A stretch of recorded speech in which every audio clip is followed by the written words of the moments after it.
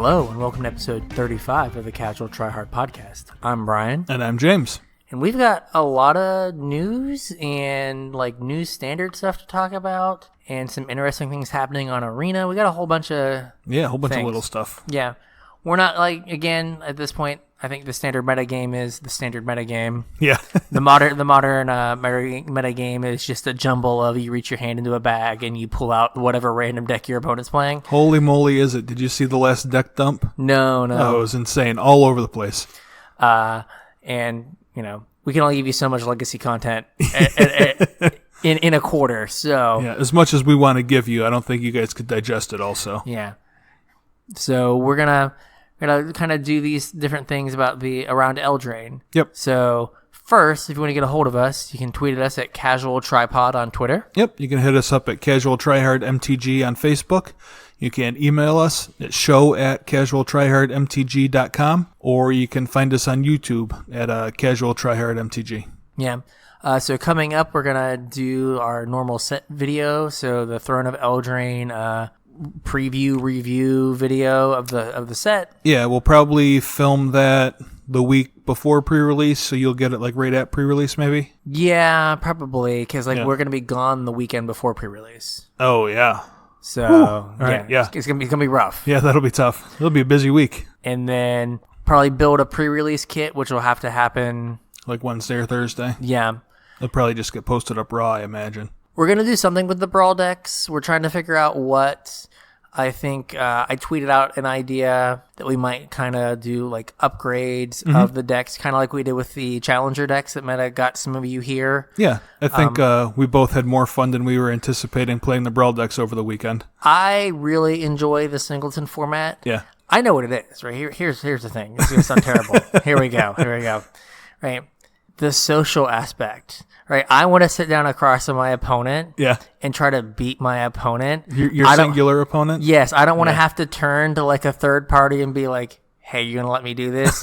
No, I just want to focus on the person across from me. Yeah. I don't want to have to be can you tap your Trinosphere so I can cast spells this turn, but then untap it so they can't? No, I just want to do my thing. And if you have a Trinosphere, then I have to deal with that. I don't need to I don't need to have 45 permanents on the battlefield for other people have to deal with. See, if you just end the game on turn 6, you don't have to worry about 45 permanents. This is true.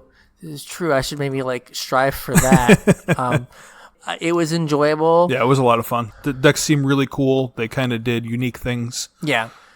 And so right now I have a Chulane deck built with swamps holding the spots, but it is currently the you don't care about how many wild cards or dollars you spend on the version of the deck. We might have to tone that down a little bit. Yeah. But no, the decks are pretty well built, and there's enough stuff in them that I don't think it'll break the bank to upgrade some things. Right. So we're going to do something with that. Yeah, we're not sure. We're definitely going to give you some upgrades. We're still kind of trying to decide whether we want to do some gameplay video with them or whether we're just going to review them. Yeah, so let us know. Yeah. Let us know what you want to see. Absolutely. Because like I said, we can do the same thing where we built a $25 upgrade, $50 upgrade, or $50 and $100, so you can do kind of everything. Yeah. Or, just here's the raw decks and play some. But I'm assuming a lot of you already did that? Yeah, that's true. Probably gameplay videos might not be the best then. I didn't think about that. Yeah, so we'll see. But let us know if there's something you particularly want to see. Yeah, absolutely. We're kind of looking forward to it, so give us some feedback. Yeah, let us know what you want to see, because, if not, you're just going to get me making my Bant wish list. And I'll probably be making my Jund wish list. So. Yeah, and then we'll be don't buy the Mardu deck. Then we'll call it Mardudu for nothing, right? Yeah, hot takes. There we go. This was a big week for WOTC stuff. Yeah, that's kind of what got us on topic of the Brawl decks. It was kind of cool the way they rolled it out. I don't know how many people followed the whole rollout. Did you follow the whole rollout? Most of it. Some things were sent out while I was sleeping. So. Well, I meant from the time they started streaming. Did you watch them baking cookies?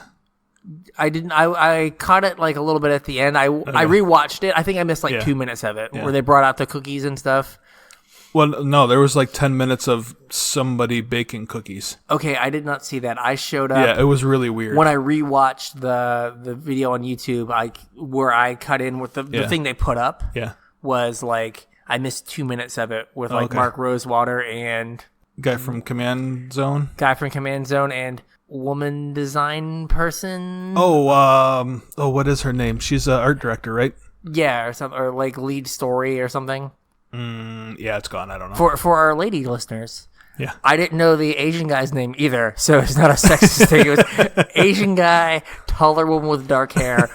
Don't know one of their names. Mark Rosewater and friends. Yeah. So it was actually kind of cool the way they rolled it out. It was really bizarre at first. I was actually at the game store. I had just gotten out of work. We left early because of the storm, and I was hanging out with Anthony when they started the stream. So I just sat there and watched the stream. When they announced the stream was on, it was like somebody making cookies, like they were making gingerbread cookies. Okay. And it wasn't like part of a video, and it wasn't like spoilers or whatever. It was just somebody like baking cookies and like decorating them. See, all I thought you meant the rollout was the 12 cards they started tweeting 12 hours before. But like those cards led up to the start of the stream. Yes. Yeah. And then like partway through like this person making cookies or whatever, they started peppering in some of the spoilers that they had done like hourly for the 12 hours before that or whatever. And then like the cookies that they were decorating like started to get like, you could tell it wasn't just somebody making gingerbread cookies anymore. Like they had like weird facial expressions and stuff, and they were getting colored weird.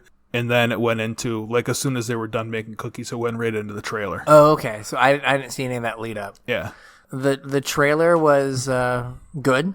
Yeah, it was awesome. I thought it was super sweet. My wife watched it, and I was like, check this out, and she enjoyed it. I know Brian Gottlieb from Arena Decklist said his wife watched it and just like enjoyed it. Yep. And when we were at the store on Friday night, somebody else said that their wife, who was not into Magic, really enjoyed the trailer. Yeah, I mean, it was an entertaining, kind of self-contained little story. Mm-hmm. They kind of gave you a feel of like the world's kind of like a weird mishmash of like knights and like high fantasy, but also like fairy tale lore that kind of gets like pushed together. It was good. If you haven't seen it, it's like 3 minutes or something. It's like totally digestible and reasonable. Well worth watching. It was great. And it had Garrick in it. It did. So that's cool. Garrick's coming back. Yeah. We have the cards, and then speaking of cookies. Yeah.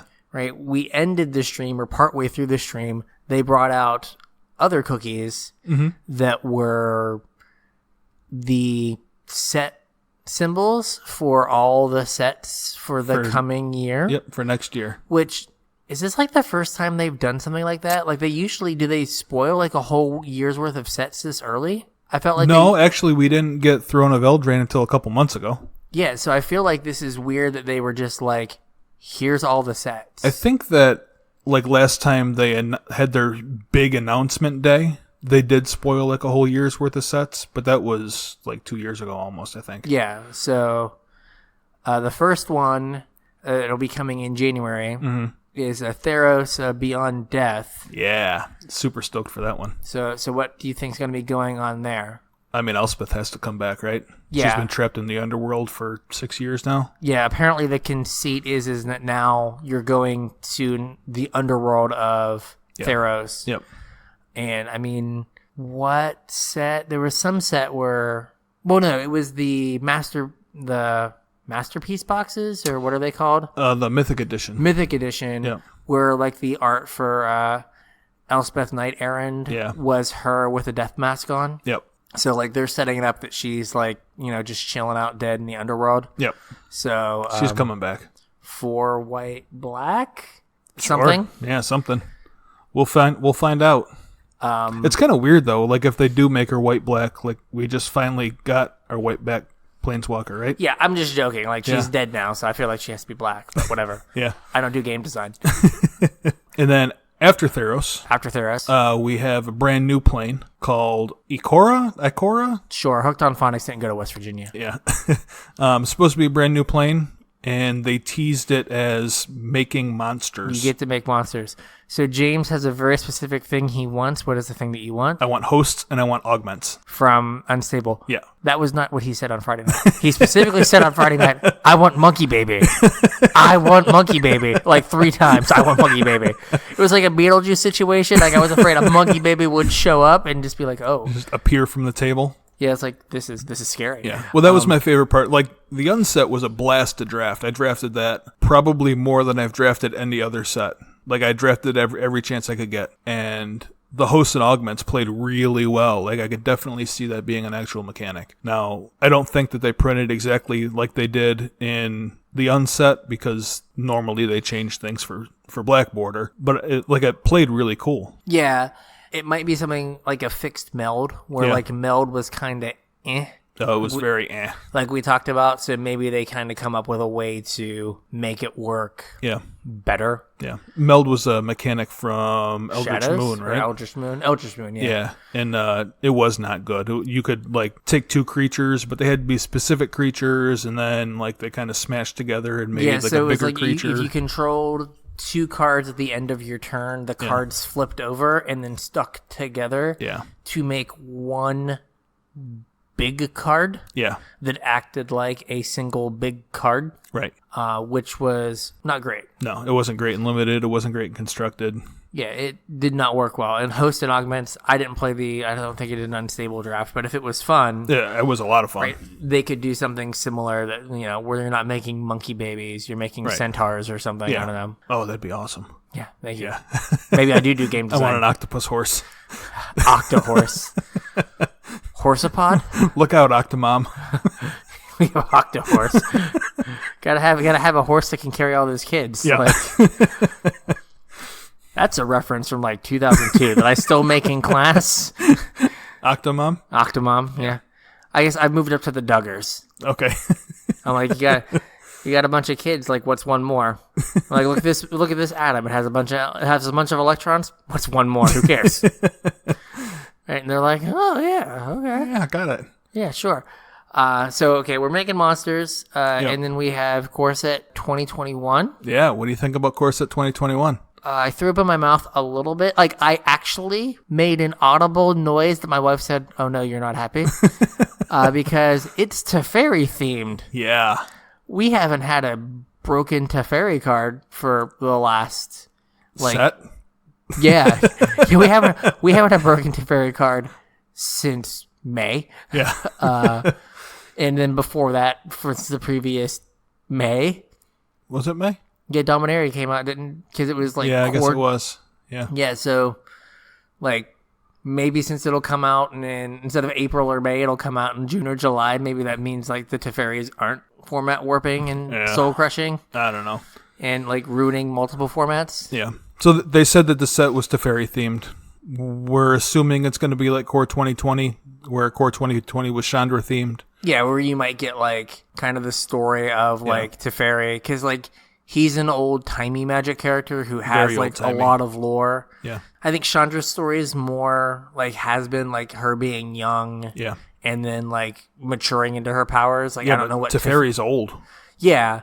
But so I don't know what you would look at. I don't think they would do the same thing where you would have 22-year-old Teferi kicking it with Urza and then Well, we just met his daughter in Dominaria, right? I wonder if they're going to play up on that. We did? Yeah, she was in Dominaria. I have no idea. Sure, I believe you. Yeah. I have no idea who this is. Yeah. Okay. I don't remember what her name is, but she was there. Sounds good. You're going to make me look it up, aren't you? No, it's fine. I have no idea. Again, Brian's deep in the lore. Yeah. I mean, they put the lore behind a paywall. Brian's not ever going to get deep in the lore again. I can spend $4 to read. No, I'm good, thanks. I'll wait for... Nah, I won't care. Yeah, no, you don't care. So, yeah, Core 2021 will be Teferi themed somehow. Yep. And then we go Return to Return set again. Return to Returning to Zendikar for Zendikar Rising. Rosewater was pretty vocal when we went to Battle for Zendikar, that we kind of went back to Rise of the Eldrazi instead of back to Zendikar. Yeah, he didn't want to battle for Zendikar. He wanted to He wanted to adventure on Zendikar. Yeah. So this is supposed to be Return to actual Zendikar instead of Return to Rise. So first set. So like the idea of like you could see maybe trap cards coming back. Yeah. And like the adventure aspect of that plane. Like for you guys that are newish to the game, you might only know Zendikar as the Eldrazi plane. It wasn't until the last Zendikar set the first time. Like the first 2 sets were very different from Rise of the Eldrazi, and Zendikar was supposed to be like the adventure world. It was supposed to be D&D themed. So I'm assuming that's what we're going back to. Yeah, I didn't know it was supposed to be D&D themed, but it was the allies, and like there were the expedition, like Colony Heart expedition, where you do something a few times and you get an effect. Mm-hmm. And then you had the trap cards where your opponent does something, and then you get to Yu-Gi-Oh? Yeah. You activated my trap. Right? You get to do something to them for free. Like, Mind Break Trap, you could cast it as a counter spell, but if they cast 3 spells, you get to cast it for free. Right. Yep. Then Archive Trap is if they search their library, you get to mill them for 13 for free. Yep. Or you can pay, I don't know what the casting cost is. No one's paid the casting is. cost. But you get to do stuff like that. Yep. Ravenous Trap, you can exile the graveyard, right? If they put 3 cards into their graveyard from anywhere, and it's 2 black. Yeah. For the actual cost. So there was stuff like that where we went back to like just giant monsters. Yep. So it'll be a different feel than what most people have seen for Zendikar. Yeah, I'm hoping they stick with Landfall though. That Landfall's a really cool mechanic that was in both original Zendikar and Battle for Zendikar. Yeah, it's a mechanic that works because it pays you for drawing lands late in the game. Yep. Which is something that Magic always has to like deal with, is like when you just draw a card that doesn't do anything. With Landfall, your lands always do something. Yeah, they're always kind of a spell. We also got some really cool utility lands the first time around, so. Yeah, and then we finished the cycle of creature lands. Yep. The second time. Yeah, that's true. So we probably won't get man lands again. Well, man lands were Worldwake though, right? They weren't Zendikar. Yes, but like the plane of Zendikar had the creature lands. Yeah. So that's all coming through the next year. Yeah. Me being a degenerate, I bought 35 Starfield Mystics for going back to Theros. Yeah. Yeah. Because Theros is the enchantment set, and Starfield Mystic makes enchantments cheaper, and they were like 50 cents. Sounds like a good deal. Again, we're going to try to move the market here. Ally encampment, the land that taps for any color for allies. Yeah. If you're going back to Zendikar, you're getting allies. Yeah, probably. I have 15 or so. I might get more. Get you some foils. Yeah, really. It's a tribe that's close in Modern. Like there was a Modern allies deck, and it was close, but Humans has kind of overtaken it as. Yeah, I mean. Like when Allies was a deck in Modern, the format was a lot more powered down than it is now, also. Yeah, Allies was like a purely like aggressive deck. Its draws were very aggressive. Humans is more disruptive. If they give us a disruptive ally or two, right, that might move allies into, being, second-rate humans as opposed to fifth-rate humans. Right. And, people are going to want to play allies. Mm-hmm. A lot of people have real fond memories of allies. It was a really popular and strong deck during its time in Standard. Yes. So that's what's coming in the next year. So we're going to now kind of move to the more near term and talk about what's coming in the next 2 weeks or so. And that is Throne of Eldraine. Mm-hmm. So we wanted to break it down into like what the mechanics are. Yeah, we're going to talk about mechanics a little bit, and then we'll get into some of the cards that were previewed. Yeah, so we are, level 0.5 judges, so we're not really judges. Sure, not at all. So we're going to do our best to explain the mechanics, but they're pretty straightforward. Yeah, the only one that's kind of weird is the first one, I guess. Is Adventure? Yeah, Adventure. We got the card frame spoiled, I don't know, a month ago, something like that. And it's the one that has the weird split text box in it. Yes. That everyone was wondering what the hell it was. Turns out we know what it is now. The card overall is a creature, and then that little weird part of the text box is going to be an additional spell. Yeah, so the left-hand side of the text box is the spell. Yep. The right-hand side of the text box is the text for the creature. Right. So for these adventure cards, you can cast it as a creature if you want to, and then it's just whatever that creature is. Or you could cast it for its adventure. Some of them are instant, some of them are sorceries, whatever. They have a different mana cost. When that spell resolves, instead of it going to your graveyard, it goes on an adventure into exile. Yeah. They actually have a token. Yeah, I don't know that the rules say you have to put a token on it. Yeah, well, there's a token, and the token says, like, put your adventure cards here. Yeah. So you set it on the token. It's just to signify that it's, like, a different exile, I guess. Yeah.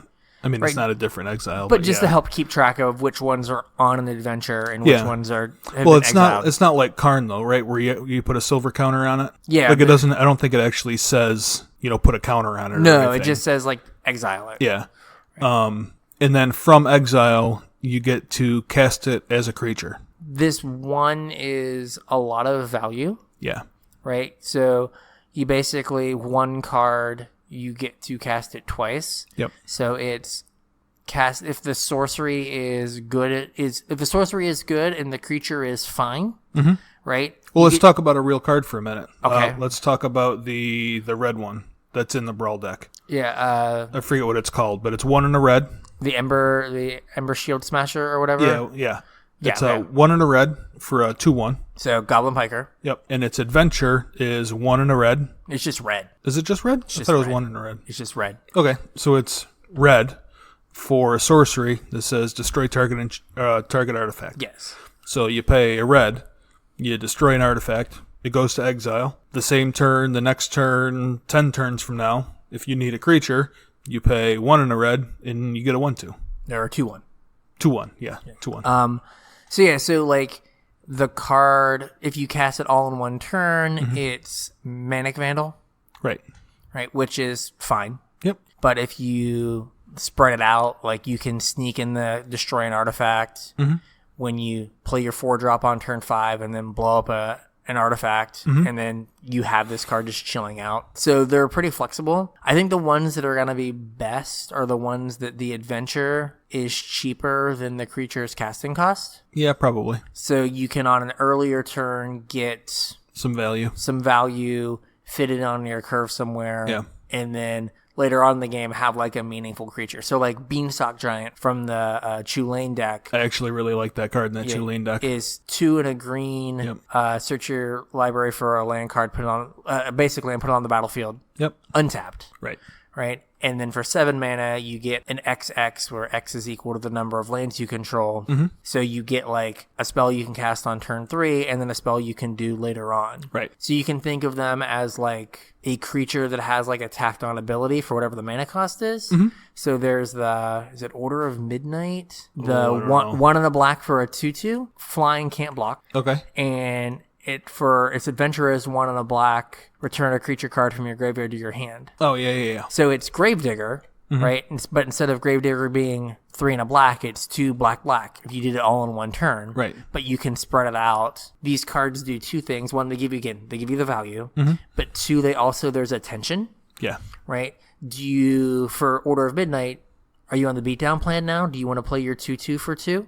Right. Or do you want to save it for the return a creature effect? And then get your 2/2 later. And then get your 2/2 later. Yep. So it does give you some more like gameplay decisions.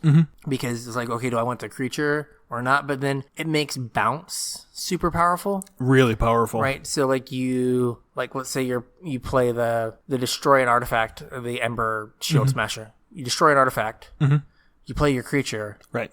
And then you have some way to bounce it. And they play another artifact. You run away together. You run away together, right? Then you smash their artifact again. Yeah. Right. So you get all these spells that are like recyclable. They're interesting in that regard. They give you a lot to do. They sure do. That'll be interesting. It looks like they have. We'll talk about a couple in a little bit that aren't just limited plants. Like it looks like it's a mechanic that they want to work in constructed. Like it seems like that mechanic is really value packed. Yes. And anything that has that much value in it has the potential, at least, to be constructed playable. They printed one card that is 1,000%. We want this played in standard. Yeah. It's like one of the best versions of the card of the spell side of it that's ever been printed. Other than the original, yeah. Yeah. So then after that we have food. Yep. Nom nom nom. Nom nom nom nom nom. So food are artifacts that are 2-tap sacrifice, gain 3 life. Yeah, it was actually kind of cool the way they rolled this out because they showed us a card with food on it and then didn't tell us what food was for like a day. Yeah, like Oko. Yeah. It's like, what is food? I don't know, but he makes it. He makes it. Yep. So food does two things. One, it's what's on the token. Right. But two, it is the food for other effects in the set. So there's some like sacrifice of food to do. Some ability, yeah. Right. There was Savvy Hunter, which was when it's a 3/3 for 1 green black. When it attacks, make a food. Yep. Or when it blocks, make a food. And then you could sack 2 foods to draw a card. Right. There are ways that like you can use food as a resource beyond just the way to gain life. Yep. It's kind of like the treasures were in that regard. There was a couple, like two cards, I think, that let you do something with treasures besides sacking them for mana. Yeah, there was one that was like sack 2, draw a card. Yeah, it was sack like 2, a draw a black card. pirate guy. Yep. I'm waiting for the Revel in Riches. Right. But For food. The smorgasbord. The smorgasbord, gluttonous feast or something. Yes. You have like 10 foods, you win the game. I'm down. Yeah, I mean that's gonna be a thing that happens. I'm a fat kid, man. I want all the food. I want all the food. I think that one thing that might happen in Constructed because of food, if food is like reasonable, like I think it makes aggro decks bad because if you're just incidentally getting like 2 mana gain 3 life, Right. as like your main game plan is to make these to use as another resource for something. Yeah. But if your opponent's like a red creature attack you, you're like, cool, make a food, I'll gain 3 life, like time walk you. Right. Go. Oh. Okay, I need to attack with more stuff. I mean, that seems fine, though, right? We've had, like, mono red aggro be Oh, yeah. No, the best deck, or almost the best deck, if not the best deck for like 2 year? years now. Yeah. No, I am fine with that, but I'm just saying, like, if you're like, you know, looking for your sweet, sweet aggro cards, this might not be the set for you. No, the set definitely feels more mid-rangey. Yes. And then we have the last mechanic here is Adamant, and Carson went deep on some like mechanics I forgot about. Well, so there Didn't was know about. Devotion, which was the mechanic from last Theros, which I'm assuming is going to come back. Devotion went over really well. People really liked it. And it rewards you for being, if not monocolor, almost monocolor, having lots of colored mana pips that are all the same color. So assuming that we're going back to Theros, I mean, we are going back to Theros. Assuming they're bringing Devotion back, this is kind of a good way to get us ready for that. But kind of the inspiration for Devotion was an old mechanic. I don't remember what set it used to be in. Future Sight, maybe? It was Chroma. Okay. That also rewarded you for having on-color mana pips. Yeah, so Chroma was like, hey, if you play this card, you get a buff for however many mana of the same color you have. Yep, and that's basically what Devotion was. Probably the most popular Devotion card was Grey Merchant of Asphodel, right? Or was the big green guy that got like Reach or something? If you... I don't know, I remember Grey Merchant. Yeah, I don't remember Grey Reach Merchant. guy. Arbor or something, Colossus? Yeah, maybe. Yeah. After the history lesson, Adamant is you have your card with its regular mana cost. Right. So there's a red card, name escapes me. It's 2 in a red, deal 3 damage to any target. Yeah. To any target. But then Adamant, if you pay 3 red mana, you deal 4 damage instead. If the card's mana cost was paid with at least 3 red mana, yes, you do 4 damage instead. Yeah, so it's 2 in a red. If you pay 2 in a red, you deal 3. Right. If you pay red when you cast it, you deal 4. Yep. There's a white card also, I think. 3 in a white. Your creatures get like +1/+1. and if you play 3 white, they get vigilance or something. Yeah, something like that. It's like bad unbreakable formation. Yeah, basically. Yeah. I just like had a horrifying thought. How is the auto tapper gonna handle this? Oh, not well. Like, are you gonna have to tap all your lands like manually? Probably. Because like you're gonna just like play your Adamant spell and it's like not gonna tap your dual lands. Yeah. And you're gonna like lose a game. Have you noticed the auto tapper being weird lately? Like being worse than it was a couple weeks ago? Yeah, I think like the last update, like it got wonky. Yeah. It seems like they do an update, the auto tapper gets weird, then they like fix it, and then they do another update and the auto tapper gets weird. Yeah. Speaking of auto tapper and stuff, other Magic news. Apparently we're out of beta on September 26th. Yeah. Right, so they can no longer say it's open beta. Now the problems are real. Yeah, in 2 weeks it's supposed to actually work. Yeah. And they don't get to like rely on the crutch of we're in beta. Yeah, we're in beta. So those are the mechanics. They're pretty straightforward. Like, I think food's going to give us a lot of play where, like, that might be a resource that matters for other things. We've already seen some cards that use it. Yeah, we had one. I think we're going to talk about the card in a little while here, but there was one card that made me question food as a mechanic, because food kind of seems like a cross to me between treasures and energy. Yeah, or like clues. Well, I don't know. Like, it might just be energy. It might just be energy. I don't think that they're going to push it as much as they did energy, but you want to talk about that card right now? Which one are we talking about? Wicked Wolf. Yes, sure. So it's 2 green for a 3/3. When it enters the battlefield, it fights something, and you can sacrifice a food to give it +1/+1, or put a +1/+1 counter on it, and give it indestructible until end of turn, and tap it. So it's regenerate. Yeah. But like, that card feels very Bristling Hydra. Yeah, the main difference is that Bristling Hydra fed itself. Right. So that might be what they're doing, is they might be separating the cards that use food From the enablers? from the enablers. But that kind of just sounds more like energy instead of less like energy, though. But like, I feel like all the cards that used energy made energy. To some extent. Like Whirler Rogue. Not Whirler. But they weren't great. Like, if you didn't Whirler play Virtuoso. them with cards that just made energy, though, they weren't great. They were just okay. Yeah, but I don't know if they're going to give us, like, a tune with Aether, Yeah. like, snack Midnight time. snack. Yeah, midnight snack. Go get a land and make a food. Yeah. Now, they're giving us birds of food dice. Birds of food dice. Hey, I tried Golden Goose, one in the green for an O2. Mm-hmm. Make a food. Make a food, tap it, sack a food, make a mana of any color, Yep. and then one in the green, tap, make a food. Yep. It depends on like how powerful the payoffs are and how many cards randomly have food stapled to them Yeah. that you would play anyway, Yeah. or like close and food pushes them over the top. Right. I think the thing with energy is they didn't realize how much one energy was worth. Yeah. Right? So like Long Tusk Cub. Long Tusk Cub, but no, the one that got banned. Rogue Refiner. Rogue Refiner, yeah. Right? 3/2 draw a card, make 2 energy. It's almost like draw 2 cards. It's almost like draw 2 cards. So it was a little too far. Right. So like, I don't think they're gonna make like 2/2 blue green 1 blue green 2/2 draw a card, make a food. Oh, yeah. Like, I don't think they're gonna do something like that. Oh, I want to play that card. Yeah, that would be good. Probably gets banned. Yeah. So it just kind of depends on like where they balance, where Yeah. food got balanced. But yeah, it could be. It could just be this other resource that is stapled onto enough cards that you end up Yeah.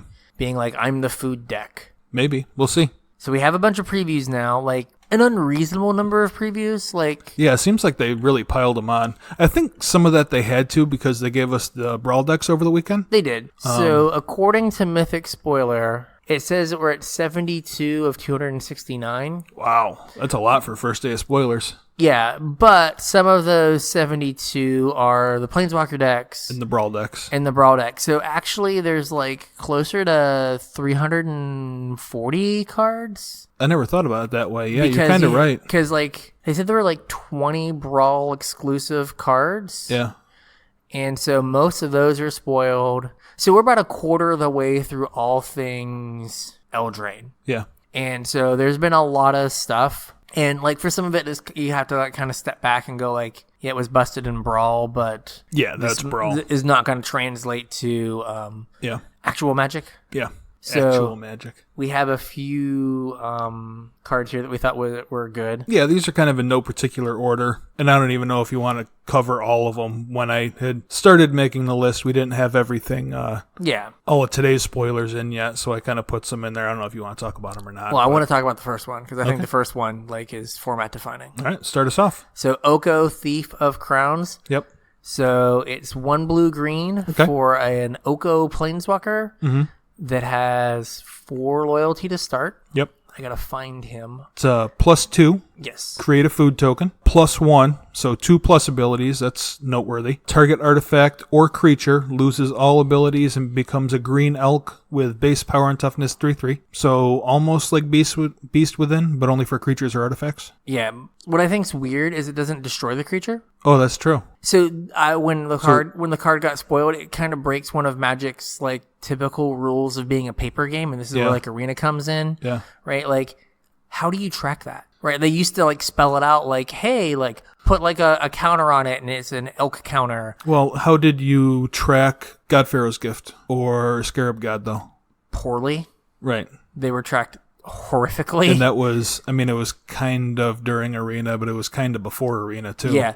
But like it was a card that was Yeah. like poorly tracked. People were like pulling their cards out of sleeves to denote like this is a zombie now. Yeah. Well, how many times? I think you caught me at least twice, like at big events, like not realizing that my zombie was black. Like I think I remember you calling a judge on me because I didn't realize my zombie was black. Yeah, sorry. No, it's how you're supposed to do it. Yeah. Don't be sorry. I mean, there were people to the point of like making their own overlay tokens where they were like cutting out the art in like the text box, but it said like zombie 4/4. Yeah. So they could lay over their zombies. I mean, some people have like way too much time with an X-Acto knife. Yeah, way too much time.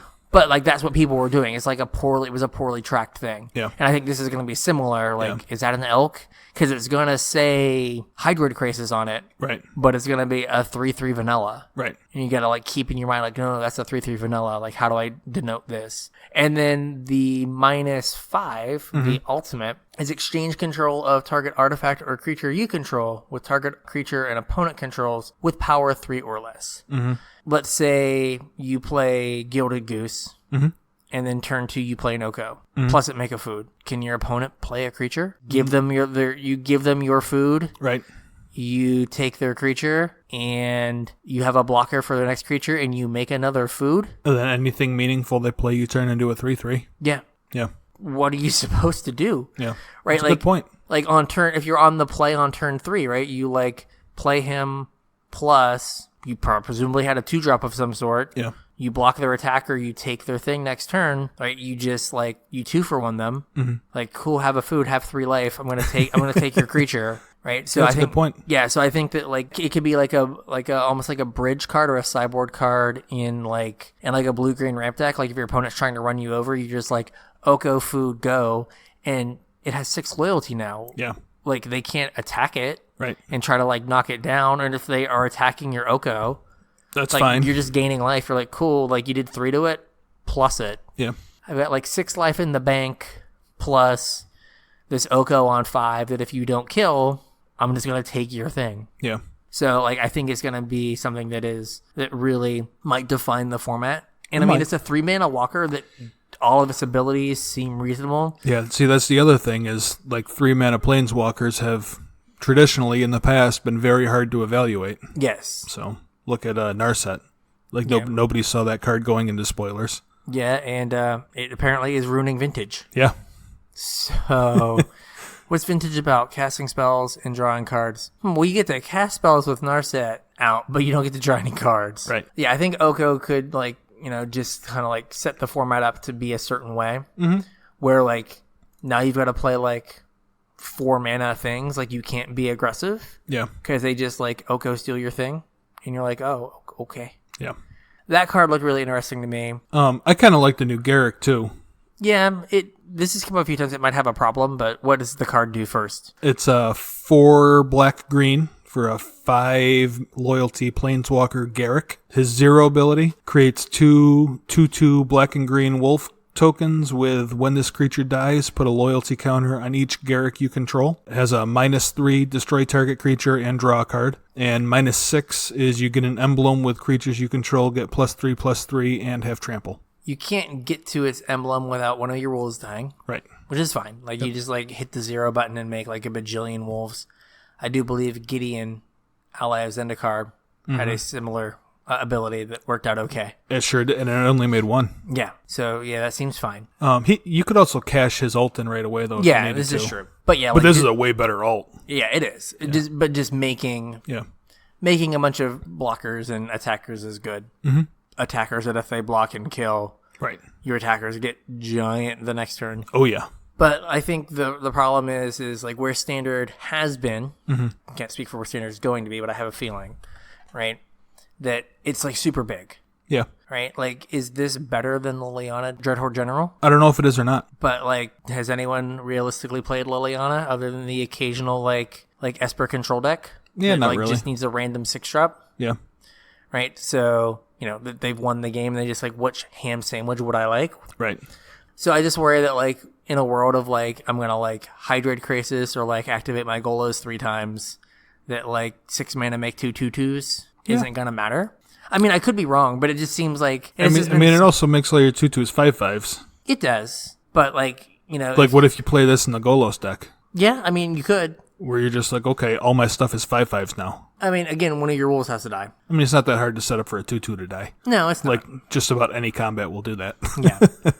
But just, like, if Standard stays in this, like, big, like, Nissa Go Giant world, Yeah. it's going to make it hard for him to, like... Because he's, like, your top-end thing, but if your top-end thing is a flying 8/8 that drew you 4 cards... Yeah, I mean, that's a good point. It's hard to compete with that, which, you know, again, there's also, like, Liliana at that spot as well, that, like, is, like, the 6 mana, like, giant engine... Yeah. That, Where like, all your 2/2s draw you a card instead of make you an emblem. And, like, you kill, you know, if you don't have a lot of creatures in your deck, you just, like, minus and kill 2 creatures. Yeah. And if you have a creature in your deck, you know, kill your creature, draw a card. Yeah. And kill their 2 creatures. So, no, I think it's good. I just, like, is Standard going to be a place where that card fits? I don't know. I think it might be a little too early I know you're all in on ramp is going to be a thing, but I think it might be a little too early to tell that yet. True. Let's wait for some more spoilers. I know you think this card's sweet. This next one, I don't know how playable it is, but no, I never said it was good. I said it was sweet. Okay, so what is Piper of the Swarm? It's a 2 mana 1/2. It's a 1 and a black. Woo. Rats you control have menace. Okay. You can pay 1 and a black to make a 1/1 rat, and you can pay 2 and a black, tap it, and sacrifice 3 rats to gain control of a creature. Okay. I just think it's sweet. We need more rats. Well, I mean, we might have some more rats. We don't know the set yet. Are on the team. I mean, I have played burglar rats before. Yes. Too bad Dominaria we're getting rid of whatever that rat was. Relentless rats? Yeah, is that the one that you can have as many of them as you want? Was it relentless rats? Maybe. I don't know. I don't remember. Yeah, but yeah, no. It's sweet. Yeah. Don't know if it's playable, but it is sweet. It's sweet. It'll be on my Brawl deck. Okay. This next card is Robusto. I found this card through the Jund Facebook group before I saw it anywhere else. So you're telling me these guys know what they're doing now? Oh, no, they definitely... No, this card is not Jund playable. Okay. But it's Murderous Rider. And this is one of the adventure cards. So the adventure is called Swift End. It's 1 black for an instant. Oh, hey, I got a question for you. What's up? So the way this is templated, it says instant dash adventure. Is this a new card type for Goyf? Is adventure a new... I don't know. I don't know either. We should call a judge. Or we should at least wait for them to, like, do the set notes. Oh, yeah. Because they'll explain it in the set notes. Huh. Yeah, it could be. It'd be weird, like, one card being 2 types. Like, it's not that doesn't happen. Right. Like, Bitter Blossom is, like, an enchantment and tribal. Tribal, yeah. Is it 3 types, though? Is it a creature... Creature, instant adventure? Adventure? I don't know. Suddenly becoming unplayable. I mean, it might be. Yeah. Anyways. Land, sorcery, 3 more types attack you. That's a big Goyf. I don't think that's the way it works. That can't be the way it works. Yeah. All right. So anyways, Swift End is the adventure portion of Murderous Rider. It's 1 black for an instant. Destroy target creature or planeswalker. You lose 2 life. So it's the best Hero's Downfall we've had since Hero's Downfall. Yes. Yeah. All the other ones have been sorcery or more mana. Yeah. I mean, Vraska's Contempt saw a bunch of play, and it was more mana. And yeah. Like, the difference from 3 to 4 is huge. Yeah, and, like, this card is... Every black deck's going to play 4. Yeah, absolutely. Like, this is the card I was thinking of. What is the kill a creature and planeswalker card? Because we absolutely need one. Yeah. And this is it. And it's a good one. Yeah. That spell is stapled to... Murderous Rider, which is 1 black for a 2/3 with lifelink. And when it dies, it goes on the bottom of your library. It is pretty good. Yeah, real good. So it's just like a heart. The first half, the adventure half, is a playable Magic card on its own. Yes, absolutely.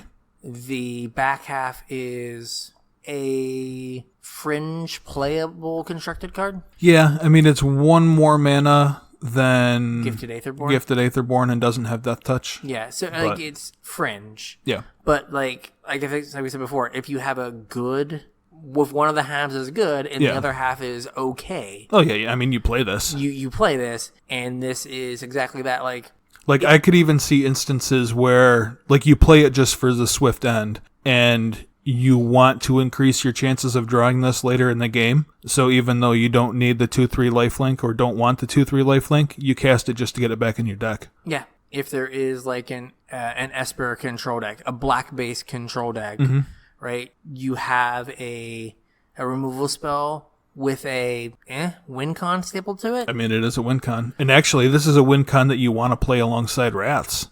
Yeah. Like, it just sticks it back on the bottom, and then you, like, play an Evolving Wilds and shuffle it back in. Yeah.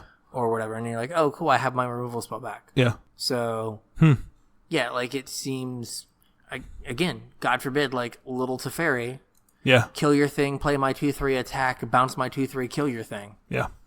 Real good. Cool. Yeah, it is a card that is going to see, like, wild amounts of play. This is, other than a card here in a second, this is probably the most expensive rare in the set.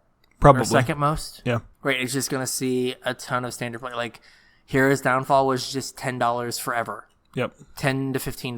Vraska's Contempt got up to $20. I think it was more than 20. Right? This is just the rare that's going to see tons of play. Yep. Because, like, there's always some, like, reasonable black deck. Like, this could be, like, this plus, Dread Presence is, like, the start of a reasonable, like, mono black control deck that its card advantages, its removal spells also a creature. Yep. I really like Dread Presence, too. I think that it's a shame that card doesn't see more play. Yeah, so this is a card to look out for. Yep. This next card, I don't know if it has a fair mode.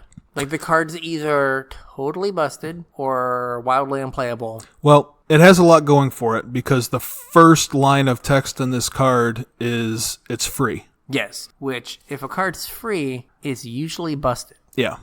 So this... Like Hogak. Like Hogak. So this is... where is it at? Once Upon a Time. Yep. It's 1 and a green. Oh, God, I didn't realize this part. It's 1 and a green for an instant. Yeah. And if this spell is the first spell you've cast this game, you may cast it without paying its mana cost. Okay. And so what it does is look at the top 5 cards of your library. 5 cards. You may reveal a creature or land card from among them and put them into your hand and put the rest on the bottom of your library in a random order. Yep. Now, we've gone back to a random order from, like, in any order. Like, yeah, it's it's kind of awkward. It, like, switches back and forth. Like, I don't know. They can't decide how they're going to template these. But the fact that, like, you could play 23 lands and, like, go... Scryland, go on your end step, look at my top 5 cards. Right. Right? Like, oh, like, I'm going to hit my 2-drop. Or if you're on the draw, you play this on your opponent's turn before you take your turn. Yeah. And you know exactly what you're going to, like, need. Yep. Like, you just play it on your turn before you, like, play your Scryland. Yeah, I mean, you can do that too, yeah. You have a free way to, like, fix your draws. Mm-hmm. It's kind of like the Sphinx, Curator of Mysteries. Yeah. Right, where if it's in your opening hand, you get to do a thing. You get to scry 3. Yeah. This is, as at 2 mana, it's like, again, borderline Eternal playable. Oh, I definitely think it's Eternal playable. And, like, the free portion of it makes it Eternal playable. Oh, absolutely. Like, I think Temur Delver looks at this card hard. Yeah. It gets all of its win cons. It also gets Wasteland, which it wants. And it also, like, with Wrenn and 6, Wasteland's even more important. Yeah. So this card solves a whole bunch of problems for that deck. I also am pretty sure that they play this in the Neo brand deck. Oh, yeah. The Neo form deck? Absolutely. Yeah. Right. Bonkers. It pitches the Allosaurus Rider. Yeah, it gets you a quarter of the way through your library on turn 1. Yeah, a quarter of the way?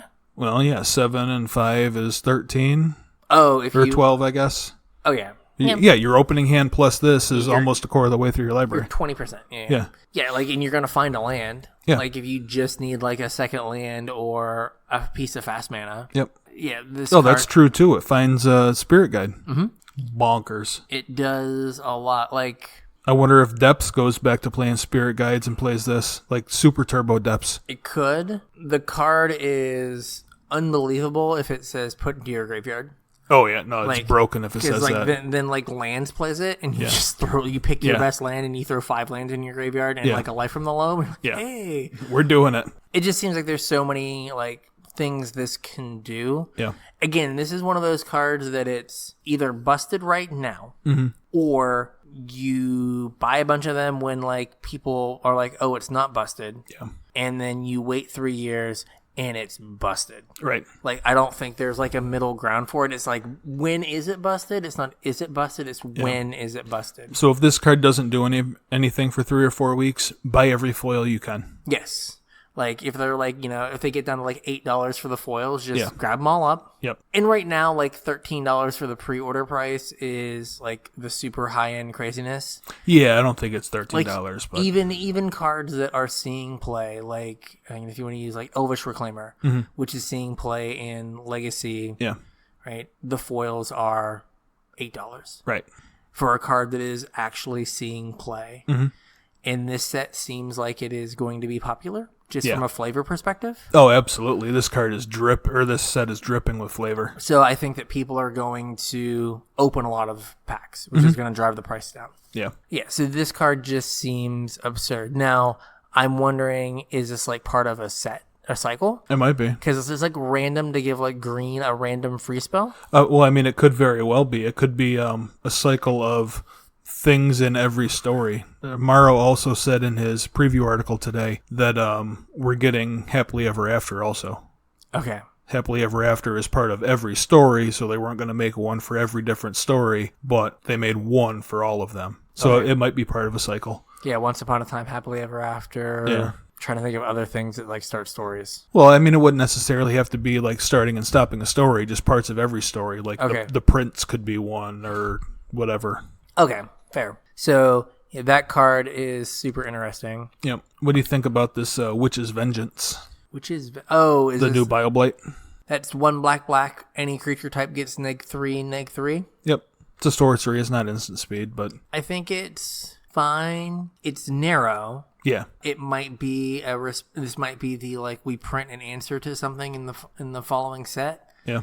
Right, so maybe this is a response to elementals or like Field of the Dead, where maybe like Legion's End might be a little too narrow. Yeah. And like a Wrath like blows up your board, but like if you have a bunch of fairies and then you say zombies, you Wrath their board and you're fine. Yeah. No, I think it probably has a home, maybe as like a sideboard card, right? Because like Ritual of Soot also does a lot of the same thing in like a control deck. So yeah, but no, I think it definitely will have a home somewhere. It seems like it's a reasonable answer. So the other card that makes me just think that Wizards doesn't know what to do with cards that say 2GG on them is Questing Beast. Yeah, this card has a lot of text. It is a ton of text. It just seems like it's trying to answer like everything in the format. Yeah. So 2 green for a 4/4, which is fine. Yeah, it also has Vigilance, Death Touch, and Haste. Yeah. Okay, that's pretty good. Yeah. It also can't be blocked by creatures with power 2 or less, so like your Field of the Dead zombies do nothing here. Holy moly. And then it says combat damage that would be dealt by creatures you control can't be prevented. So if your opponent blocks with a pro-green creature, sucks to be you, it dies. This creature seems great. Oh, wait. Whenever Questing Beast deals combat damage to an opponent, it deals that much damage to target planeswalker that player controls. So it assassinates planeswalkers too. Yeah, so it like attacks for kind of like 8. Yeah. It's like 4 to you, 4 to your planeswalker. Yeah. What the hell? This card's insane. Right. Like we all thought like Shifting Ceratops was like a pushed like 2 green. Pro blue, whatever. Yeah, can't be countered. Yeah. And then like a laundry list of things you can give it for green. This is like all of that, but you don't have to like pay the extra green to give it haste in the laundry list. You just get to like have everything. Yep. And it like kind of reads like it's okay, well, maybe these like War of the Spark Planeswalkers were too good. We need to have like an answer, right? If your opponent goes like Narset downtick and you're on the play and you just like slam this, hit them for 4, kill their Narset. Yeah. That's a cute Narset. Yeah, like, okay, cool. Or they're like Teferi downtick, bounce something, and you're just like, poof. Kill your Teferi. And for you. Right. Right? And like, oh, you have dumb little creatures, they can't block. Yeah. Right? It just seems like it does like everything. It's like, well, this will hopefully fix everything. So think about the 2 green creatures we have in this format right now. Nullhide Ferox. Right. a 6/6 for 2 green with a drawback. Yeah. You have Shifting Ceratops. 5/4 can't be countered. Yeah. Now you have this. You also have the wolf guy. Night Pack Ambusher. Oh yeah, the Night Pack Ambusher. Yeah. 4/4 for 2 green with flash that makes wolves. Yeah. Like, it's just like they're like, okay, 2 green, we can do whatever semi-ridiculous thing we want. And they can't all be playable because one of them's going to be the best. Well, I don't know. You could play probably most of them behind a Vivian, right? You could, but just more thinking of like, you're not going to be able to, like, you can't have 4 play sets of 2 green in your deck. Like, one of them has to be the best one. Yeah. It's this one. It probably is this one. Yeah. And you, like, I don't know, you sideboard in your Shifting Ceratops if your opponent, like, tries to play a counterspell. Yeah. Cool. That's cute. Like, that's the only line of text this card is missing is can't be countered. Like, do you just play Veil of Summer instead of Ceratops, though? You're just like, well, I'll wait till turn 5 and I'll draw a card off of this as well. And then, I mean, maybe, yeah, like, you just are like, fine, I guess I'll just board in Veil of Summer and then, like, jam my guy through that way. Yeah. It seems super pushed. And I just don't know if they feel like they can do whatever they want for 2 green. Maybe.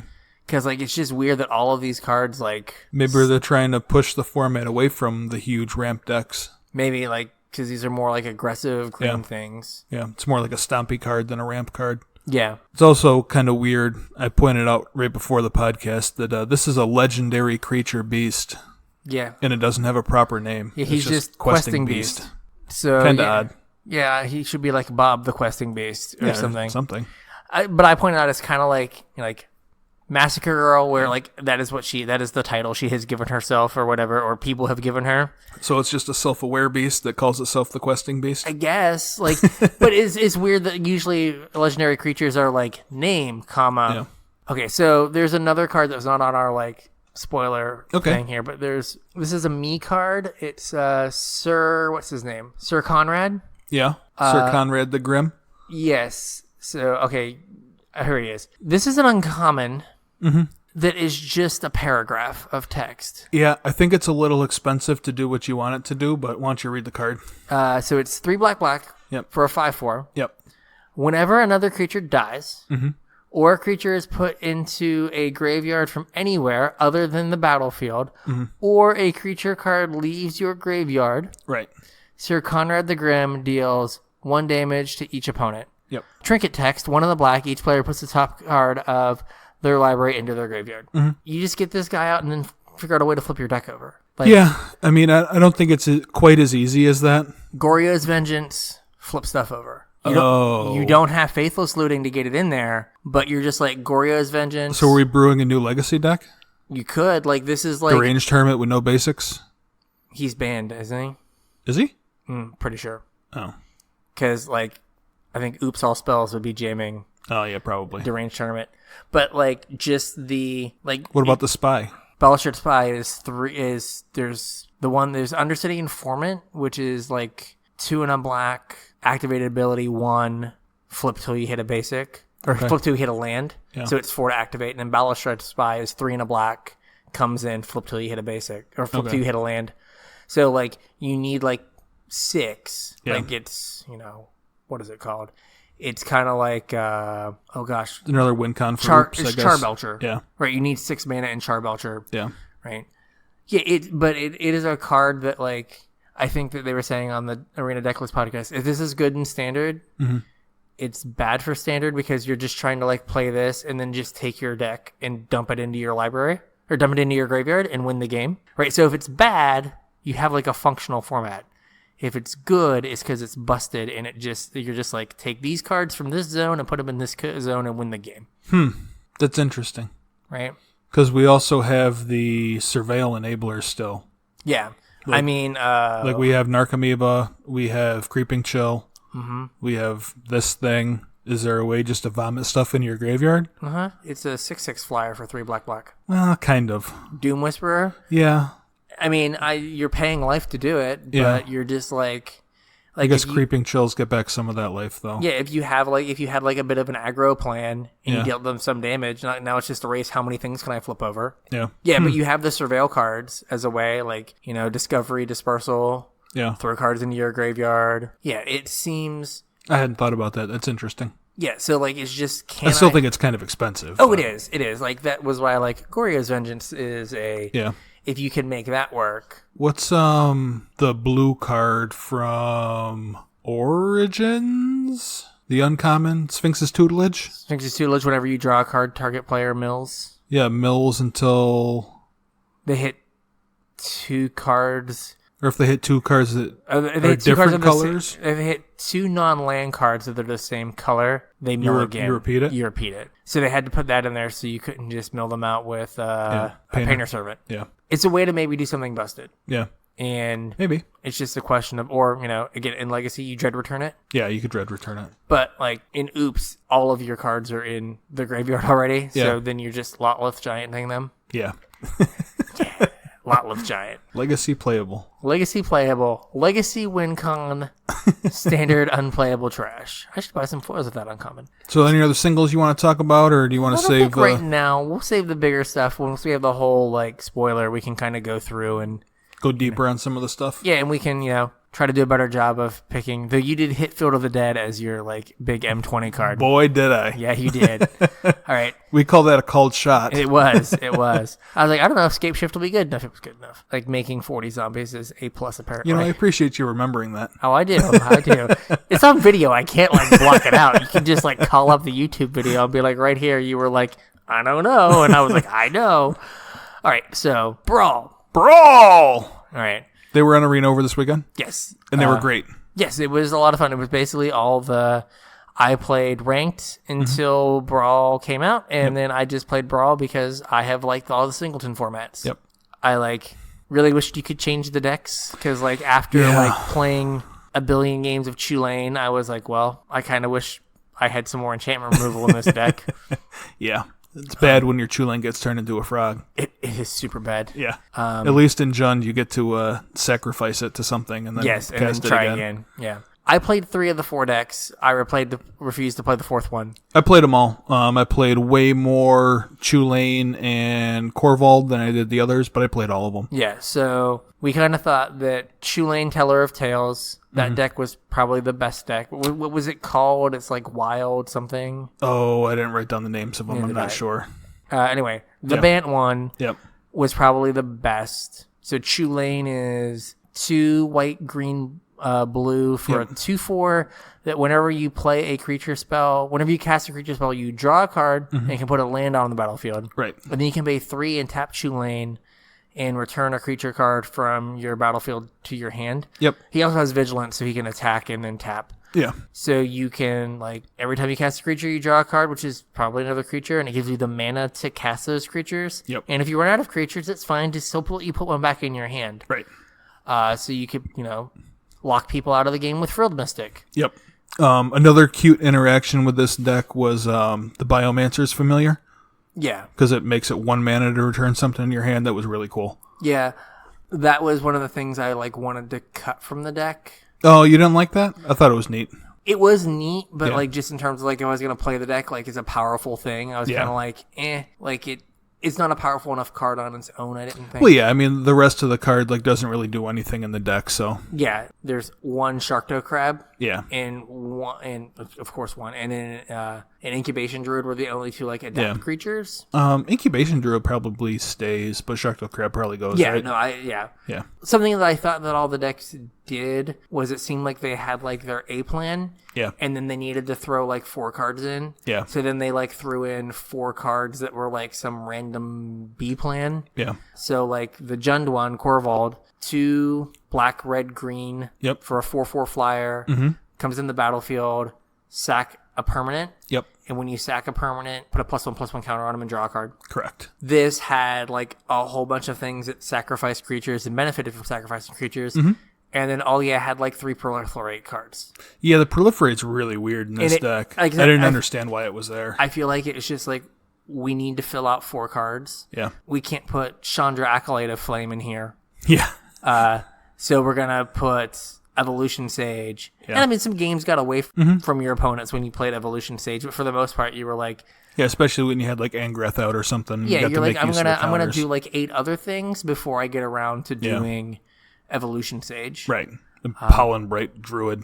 Yeah, and Pollen Bright Druid. So there's just like a couple like random proliferate things, and you're just like, okay, clearly you just needed to like put some cards in here. Yeah. And you're like, well, this guy gets +1/+1 counters.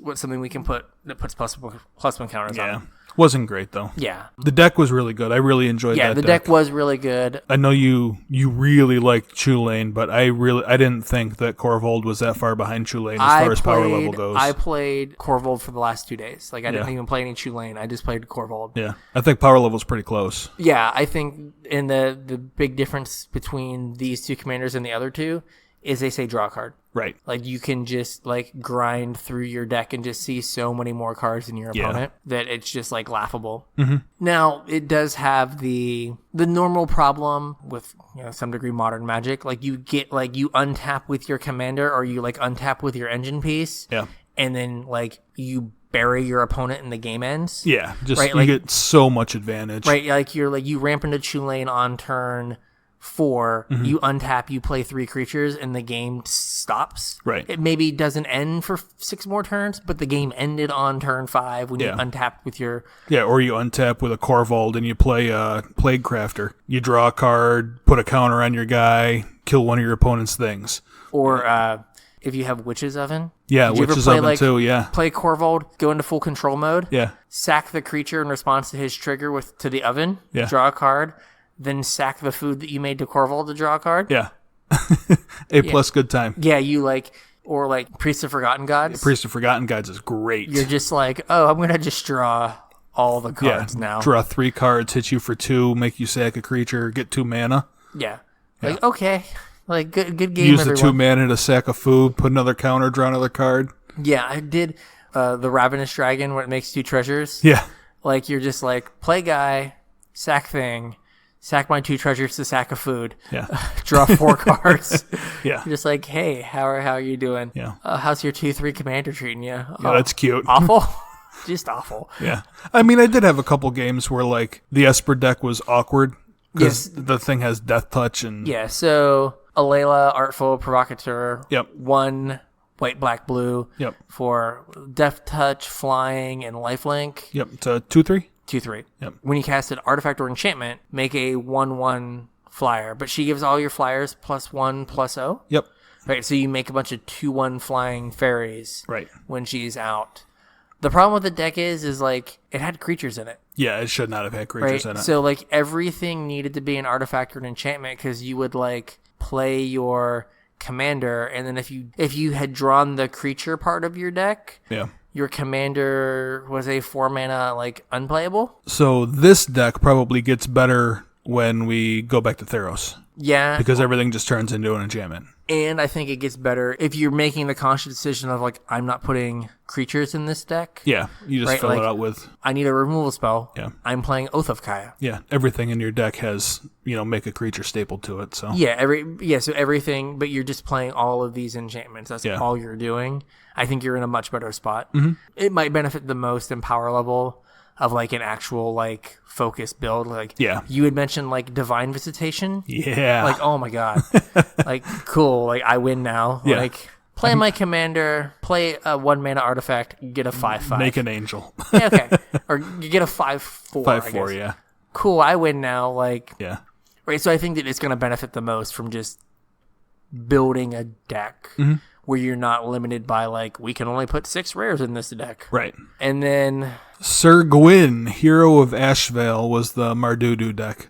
Okay, let me see if I can... This one's 3, black, white, red. Yep. Vigilance, Menace. When a creature that is equipped attacks, you lose a life and draw a card. Mm-hmm. All equipment has equipped 0 to knights. Right. And it's a 5/5? Yep. 1, it's the most expensive commander for... reasons. Yeah, I don't know why.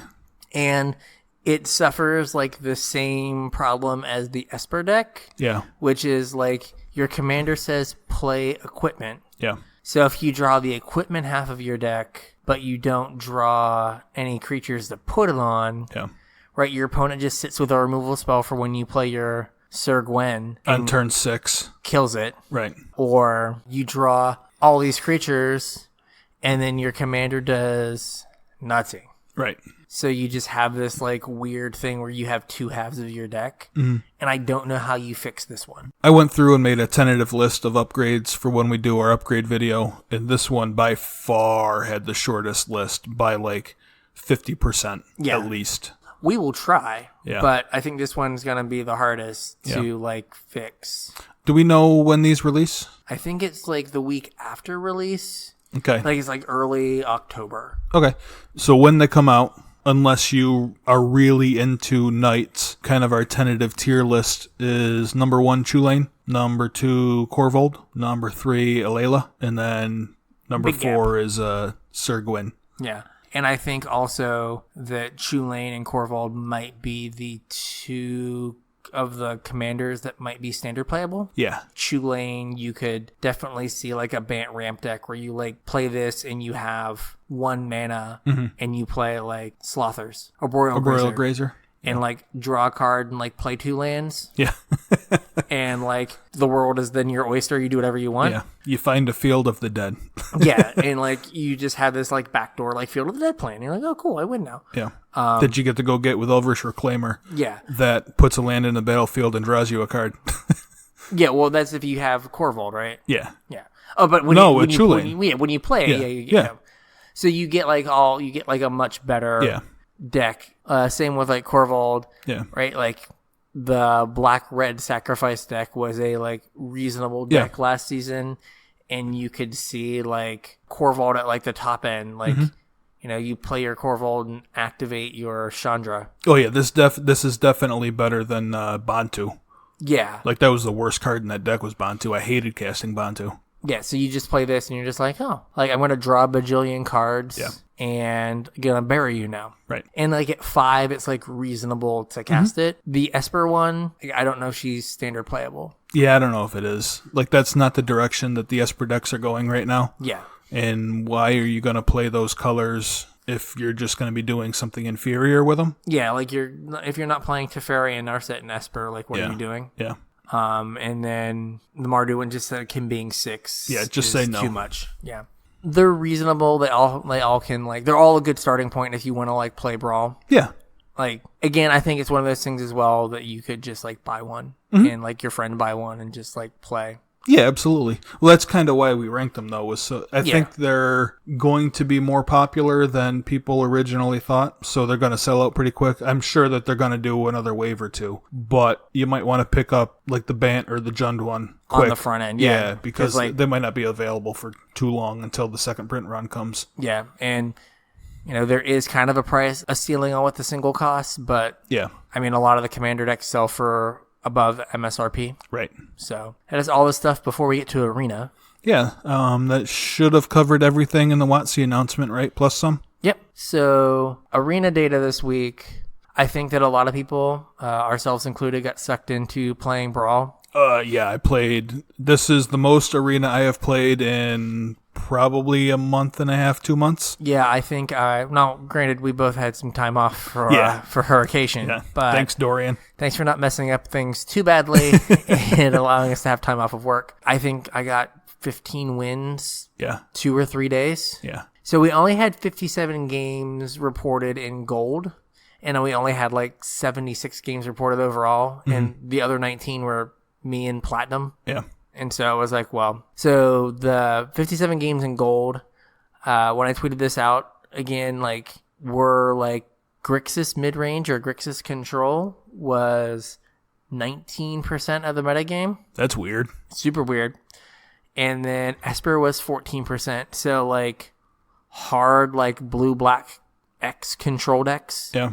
/ like mid-rangey things because those decks kind of like mush. Yeah, they overlap a little. Right.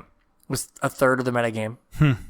And then Scape Shift was 16%. And then Off Meta was 19% again. I know that there was an article by Andrea Mangucci saying that if Kethis is good, like old Esper Control is good against Kethis, so you should play Esper Control. So that might have been like a response. Reaction. Yeah. Because right, if you're playing a bunch of Lava Coils and Legion's End, and you're just exiling all of their Kethises and other pieces, it makes it hard for them to like assemble the combo. Makes sense. Hand disruption plus exile effects. Yeah. And like both those decks get to like board into Ashiok. Yeah. Which is good against that deck as well. So that could be where it's coming from as like a response to Kethis. So they didn't see a lot of Kethis in here at all. Like we got probably this week, next week, and then after that like is when like that Thursday is when the set releases. The 26th is when it comes out on Arena, right? When they when it launches as the full game. I hope when they get it out of beta that like it runs better. Because it seems like the performance has just like gone steadily down. It really has. I mean, I'm playing on a dinosaur computer, so I definitely notice it. But yeah, like I'm playing on kind of a potato. Yeah. But the potato ran it fine. Well, I'd rather play on a potato than a dinosaur. Yeah. Dinosaur potato. But recently it's just been like slow, like opening like the deck page. Like I have a bunch of decks built that I just need to like get rid of. Yeah. And like that page like takes forever to load and it's like impossible to scroll through and stuff. Yeah. Hopefully they like clear some of this up because like as they've added new things, it just seems like it just gets like more and more bogged down. Yeah. And it's not like graphics stuff. It doesn't seem like. Well, like when I started noticing it was when they had that stupid cat. Yeah. When they added the cat, I noticed. But like it's even down. like like I said, like when you're looking at like your decks and you have like you've got like 20 decks or however many decks you have. Yeah. And it's like you can't scroll through the page or it like loads super slow. And it's like, well, that's not a graphics issue. It's just like it being slow. Load some information, man. Yeah. So hopefully that gets fixed. So this is like the last like 2 weeks of this standard format. Yeah. It'd be nice to see something different. Speaking of something different, we have a new event this coming weekend, right? Yeah, speaking of rotation and the end of standard. Yep. They're calling it like 2020 standard or the standard 2020. Basically, it's a format that you can only play cards that are not rotating. So, so it's guilds forward. Allegiance, War, Core 2020. And I think whatever cards you earn. Oh, from the Brawl thing? Really? I think. Oh, that'd be cool. I'm not 100% sure. I don't really remember what the rewards were, but... Yeah, the rewards... Were they anything playable? Sword Corvold. One of them. The Red White Night Lord. Oh, okay. Was one. So I'm opening up Arena right now so we can figure out if you can play those cards. The format is that, and it's set up like a regular event where you have like a loss cap. Okay. And the loss cap is 1. Okay. So if you go 2-0, you get 200 experience. Mm-hmm. If you lose a game, you are kicked out of the event. But the event's free to enter, so you can just keep doing it. So if you go 2-0, you get 200 experience. If you go 3-0, do you get 400 experience? If you go 2-0, you get 200 experience. Event ends. You go back in. If you go 2-0 again, you get 200 experience. So it's only 2 matches. It's only 2 matches. Gotcha. I don't know if it's best of 1 or... Oh, okay. I mean, I could start one, but my little potato can only do so much. Yeah, and it's recording the podcast right now, so let's hold off on that. Let's hold off.